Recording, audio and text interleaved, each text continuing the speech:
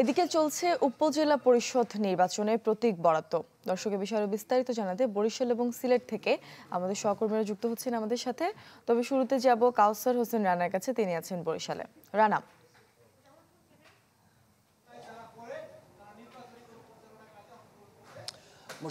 বরিশালের সদর এবং বাকেরগঞ্জ দুটি উপজেলায় আগামী ৮ মে নির্বাচন অনুষ্ঠিত হতে যাচ্ছে উপজেলা পরিষদের, এবং সেই উপলক্ষে আজ কিন্তু প্রতীক বরাদ্দের কর্মসূচি চলছে। কিছুক্ষণ আগেই বরিশাল সদর উপজেলার যারা প্রার্থী রয়েছেন তাদের মাঝে প্রতীক বরাদ্দ করা হয়, এবং এখন বাকেরগঞ্জের উপজেলা পরিষদের নির্বাচনের যে প্রার্থী যারা রয়েছেন চেয়ারম্যান, ভাইস চেয়ারম্যান এবং মহিলা ভাইস চেয়ারম্যান, তাদের মাঝে প্রতীক বরাদ্দের কার্যক্রম চলছে। মূলত সেই প্রতীক বরাদ্দের পূর্ব মুহূর্তে প্রার্থী যারা রয়েছেন তাদেরকে যে নানান নির্বাচনী বিষয়ে যে সতর্কতা, পরামর্শ এবং উপদেশগুলো রয়েছে সেগুলো তারা এখন বলছেন, এবং এরপরই প্রতীকগুলো বরাদ্দ করা হবে। বরিশাল সদর উপজেলায় মোট ৫ জন চেয়ারম্যান প্রার্থী রয়েছেন, ভাইস চেয়ারম্যান প্রার্থী রয়েছেন ৪ জন এবং মহিলা ভাইস চেয়ারম্যান প্রার্থী রয়েছেন ৩ জন।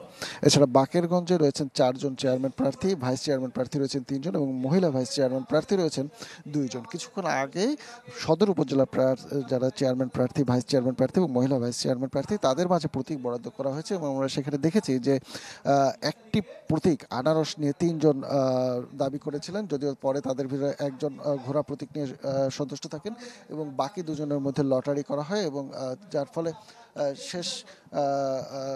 শেষ পর্যন্ত লটারির মাধ্যমে প্রতীককে নির্বাচন করা হয়। তো যারা প্রতীক পেয়েছেন প্রার্থী তারা প্রতীক নিয়ে সন্তুষ্ট রয়েছেন এবং তারা জানিয়েছেন যে এলাকার উন্নয়নে তারা কাজ করবেন। এখন পর্যন্ত মাঠের যে পরিস্থিতি সেই পরিস্থিতিতে তারা সন্তুষ্ট। যদি কোনো অভিযোগ থাকে সেগুলো তারা নির্বাচন কমিশন এবং রিটার্নিং কর্মকর্তার কাছে জানাবেন। তবে রিটার্নিং অফিসার জানিয়েছেন এখন পর্যন্ত নির্বাচনী পরিস্থিতি ভালো রয়েছে, সন্তোষজনক রয়েছেন। কোনো পরিস্থিতি হলে তারা ব্যবস্থা নেবেন। এই ছিল বরিশালের পরিস্থিতি। মূর্ছনা। রানা, আপনাকে ধন্যবাদ। এই বিষয়ে আরো জানাতে আমাদের সাথে সিলেট থেকে যুক্ত হচ্ছেন আমাদের সহকর্মী আজহারউদ্দিন শিমুল।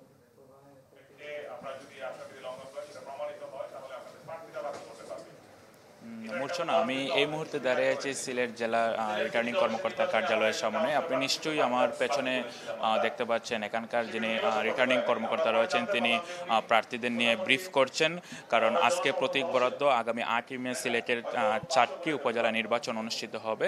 ইতিমধ্যে সিলেট সদর উপজেলার যে প্রার্থী যারা রয়েছেন তাদের মধ্যে প্রতীক বরাদ্দ করা হয়েছে এবং এখন দ্বিতীয় পর্যায়ের প্রতীক বরাদ্দ চলছে। এখানে যারা প্রার্থীরা আছেন তারা দক্ষিণ সুরমা উপজেলার প্রার্থীরা রয়েছেন এবং নির্বাচন কর্মকর্তা তাদেরকে নির্বাচনী আচরণবিধি সংক্রান্ত ব্রিফ করছেন। আপনাদের জানিয়ে রাখি, সিলেট বিভাগে এবার প্রথম ধাপে 11টি উপজেলা নির্বাচন হবে এবং সিলেট জেলায় হবে 4টি উপজেলা নির্বাচন। তার মধ্যে সিলেট সদর উপজেলা, দক্ষিণ সুরমা, গোলাপগঞ্জ এবং বিশ্বনাথ।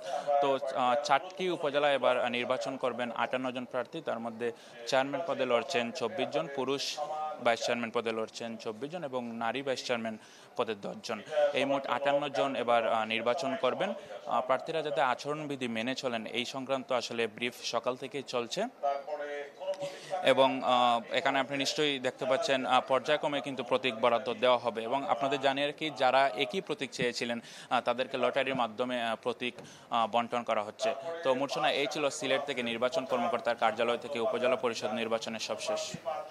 শিমুল, আপনাকে ধন্যবাদ। দর্শক, উপজেলা পরিষদ নির্বাচনে সিলেটের কি পরিস্থিতি সে বিষয়ে সবশেষ খবর জানাতে আমাদের সাথে যুক্ত হয়েছিলেন সহকর্মী আজহারউদ্দিন শিমুল। 1, 2, 3 ঢাকায় জমি জিতে নিন 100% ক্যাশব্যাক সহ 20 কোটি টাকার পুরস্কার।